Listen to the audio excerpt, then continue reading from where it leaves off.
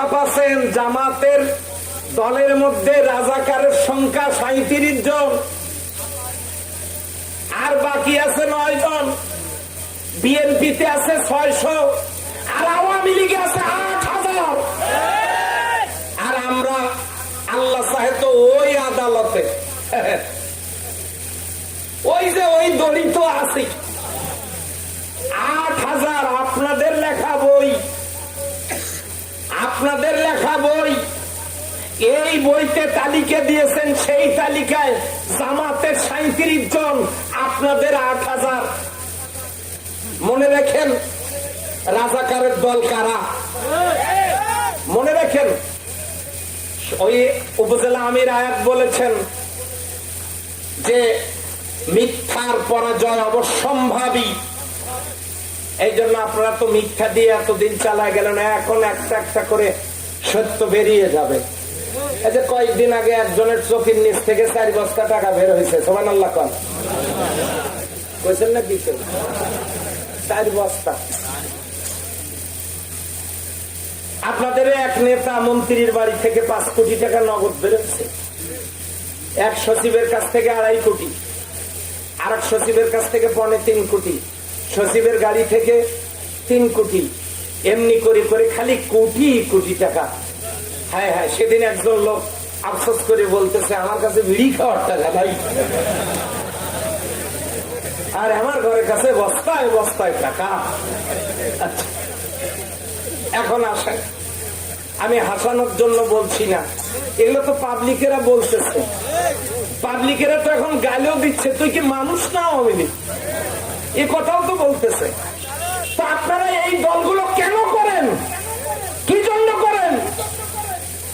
কোরআনের আন্দোলন ছাড়া যতগুলো দল বাংলাদেশে আছে, এদের নেতা কর্মীদেরকে ডেকে জিজ্ঞাসা করেন সে জানাজার নামাজের 3য় তাকবীরের পরে দোয়াটা কি বলতে পারে নাকি? ওই দল করে লাভ কি? ওই দলের নেতা কর্মী দিয়ে তো আপনার মায়ের জানাজাও হবে না, আপনার মায়ের কবর জিয়ারত হবে না, আপনি মরে গেলে আপনার জানাজা হবে না, আপনার কবর জিয়ারত হবে না।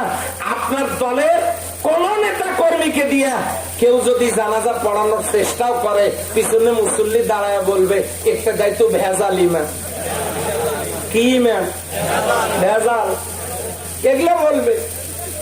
তাহলে ওই দলগুলো কেন করেন? ভাবতেন ওই দলগুলো দিয়ে হবেটা কি?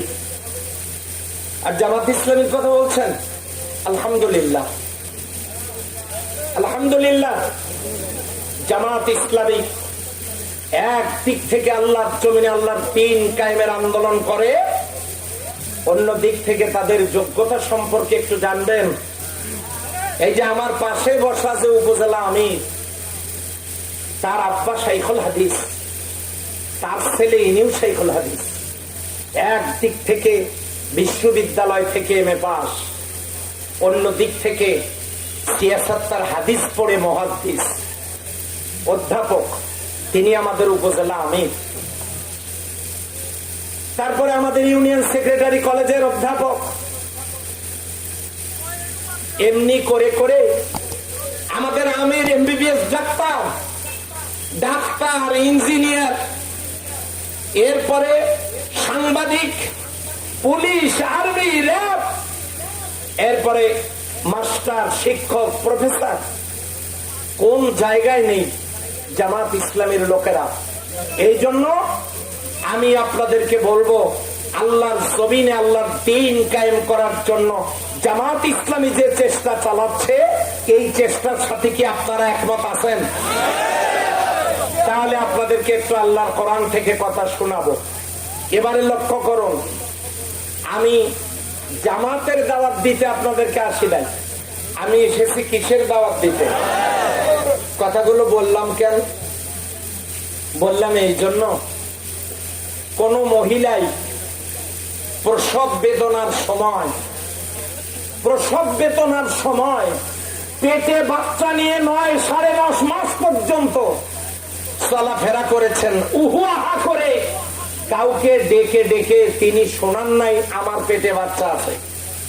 কিন্তু প্রসব বেদনার সময় ব্যথা সহ্য করতে পেরে তার মুখ থেকে যেমন আওয়াজ আসে, আল্লাহ আমাকে বাঁচাও, যেমন একটু আওয়াজ বের হয়, আমরা 15টা বৎসর পর্যন্ত প্রসব বেদনা সহ্য করার কারণে, কষ্টের বোঝা বহন করার কারণে যত জুলুম আমাদের উপরে করা হয়েছে, এই জুলুমের কারণে কয়েকটা কথা বললাম, আল্লাহর বিচার আছে না নাই? সুতরাং ওগুলো করে লাভ নাই, দুনিয়া ছেড়ে যাওয়া লাগবে ভাই। তাই আসেন একটু